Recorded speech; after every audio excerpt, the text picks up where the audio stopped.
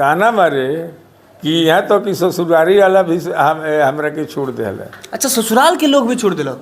तब बेटी समझ के भाई हमार नचाप के हम 4 भाई, तो उ लोग अतना ना गजन देवे लागल जे कहे लोग कि दोसर बियाह कल ना। लोग का कहे, ताना का मारे? ताना तो बहुते लोग मारे का कहे? ना कहे लोग का कि है अथी 5 बीघा बेच के अथी करबो न तो सर्विस वाला दामाद ना मिली है।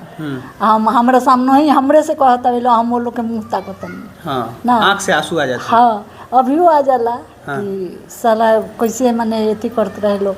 आए बेरा कहिले कि ना आवे ललो तो हमें बोल दिया चौकी एगो हम अपन चलाई प्लस गृहस्थियों जाके हम नचाप करी। अच्छा, करते करते करते करते मान ली कि ये जो अब पढ़े लिखे लायक हो।